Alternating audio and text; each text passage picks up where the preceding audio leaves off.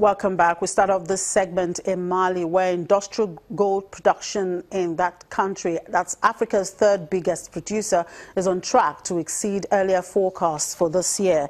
Mali's industrial miners produced 46.9 tons of gold last year, but the government said in May that production in 2017 would slip to about 45 tons as the country waited for new mines to come online next year. Major investors in Mali's gold sector include Anglo Gold Ashanti and Rand Gold Resources. The 2017 output will be boosted by last month's start of production at B2 Gold's giant Fekola project. And Nigeria has been ranked 35th out of 54 countries in Africa in the 2017 Ibrahim Index of African Governance, launched today by the Ibrahim Foundation. Nigeria scores 48.1 out of 100 in overall governance, and this is lower than the African average of 50.8 and lower than the regional average for West Africa at 53.8. But Nigeria achieves its highest category score in participation and human rights at 52.5 and its lowest category score in sustainable economic opportunity at 42.3. The report further mentions that Nigeria has shown signs of increasing improvement in overall governance over the last 5 years. The Ibrahim Foundation says the country's overall governance progress over the decade is driven by 3 of the 4 categories, including participation and human rights, sustainable economic opportunity, and human development. Still in Nigeria, an entrepreneur is providing energy solutions for residents and business owners by converting used freezers into solar-powered coolers, allowing them to store food despite unreliable electricity supply. The West African nation has been grappling with chronic power shortages over the years, owing to a dilapidated transmission grid and natural gas constraints.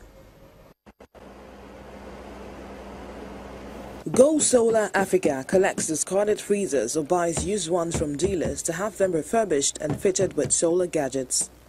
Femi Oye, the chief architect of Go Solar Africa, says research and design for the solar freezer has been ongoing for over 7 years, and the organization launched a prototype in 2016, which has since seen the manufacture of solar freezers for sale and hire.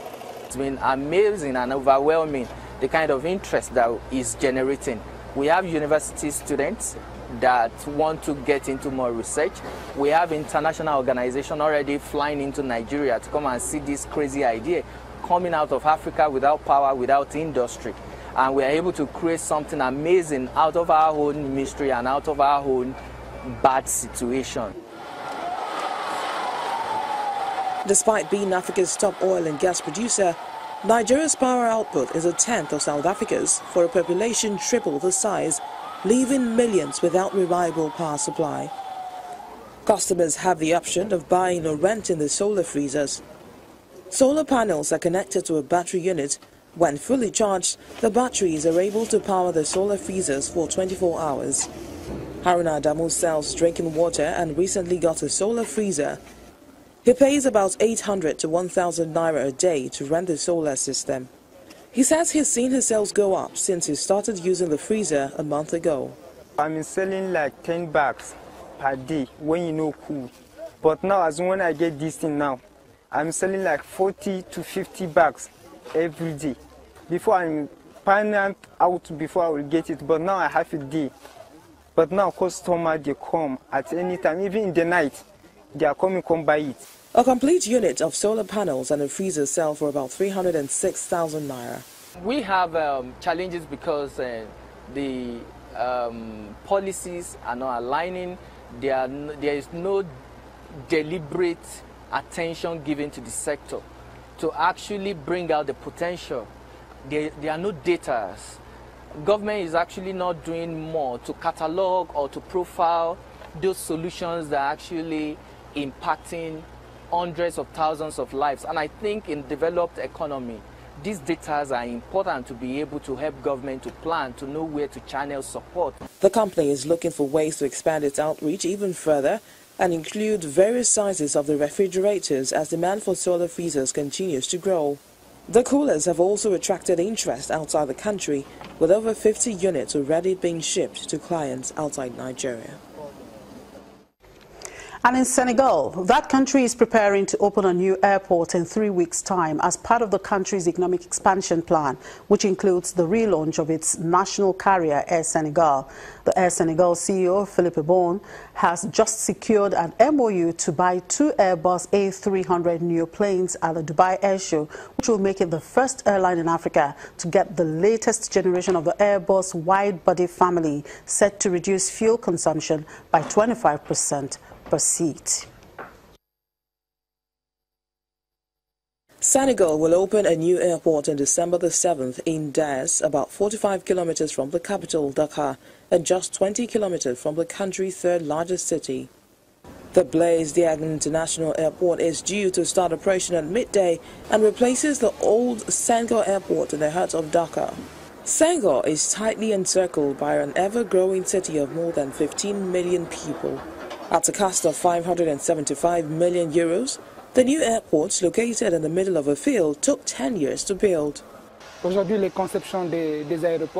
Today, airports are conceived in a straight line to ease the flow and to allow for the efficient management of the flow, whilst taking account of commercial spaces.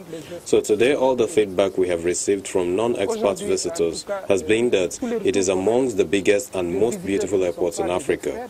I think you must have noticed it. The infrastructure is modern. I think you're standing on marble. We have telescopic bridges, 3 radars, so today we have a modern infrastructure compared to the old infrastructure, and there are many strong points in the new airport. The airport is part of President Macky Sall's development program, but is also an attempt to decentralize the vast majority of Senegalese today living in Dakar. The government estimates that it will create 10,000 jobs for people working in and around the airport. The country's new airline, Air Senegal, will also be inaugurated on December the 7th, although the airline CEO, Philippe Ibrahim, said it would not be ready to fly before the early part of 2018. Airbus last week secured a memorandum of understanding from Air Senegal to buy 2 A330 neo jets. The agreement was reached on the final day of the week-long biennial Dubai Air Show. It will first fly local routes with small ATR planes and plans to go on intercontinental flights by 2019. We have a very simple strategy for our fleets. We are going to first operate some ATR, which are arriving very soon. Then we will go with some narrow bodies to address regional market and routes.